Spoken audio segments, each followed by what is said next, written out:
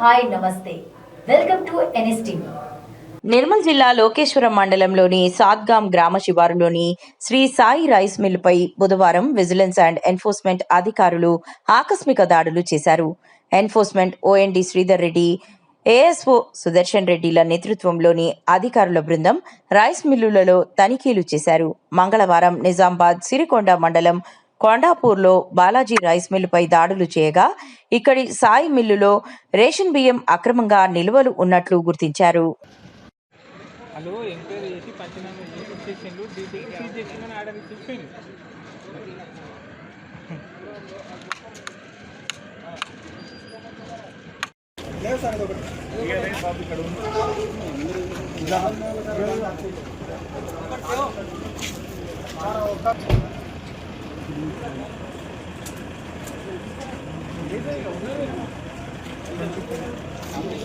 आजा उधर से आजा वो दरवाजे से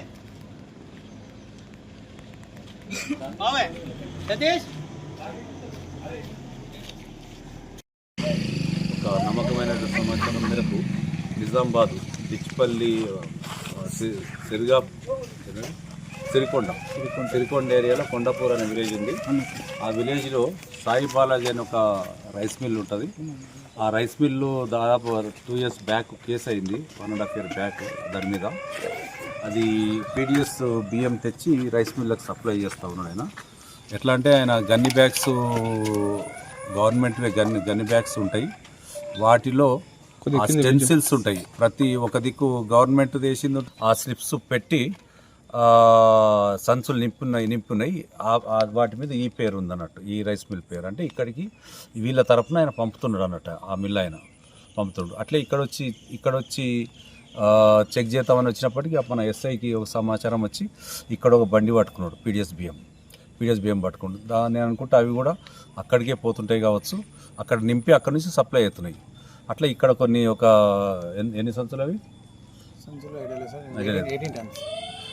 చెప్పు, ఎన్ని సంచులు ఎన్ని దగ్గరగా 18 tons అంటే సార్ ఒక 150. ఓకే, 18 tons ఒక అందాజు ఒక 150. అది కరెక్ట్ లెక్క రాలేదు, అదే వేమెంట్ రాలేదు.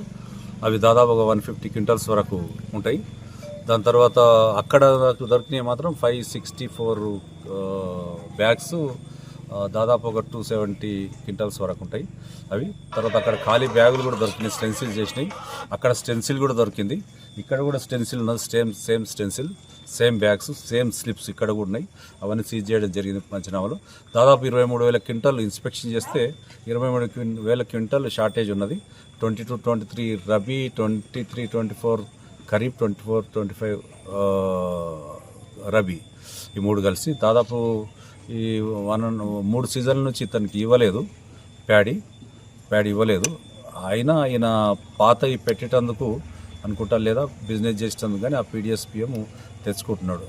పాతవి పెట్టడానికే కావచ్చు, అది ఆ స్టెన్సిల్స్ వేసి పాతవి ఏదైతే డెలివరీ చేయాల్సి ఉన్నదో పాత పెండింగు, దానికోసం అవి తెచ్చి సప్లై చేస్తున్నట్టు కనిపిస్తున్నది.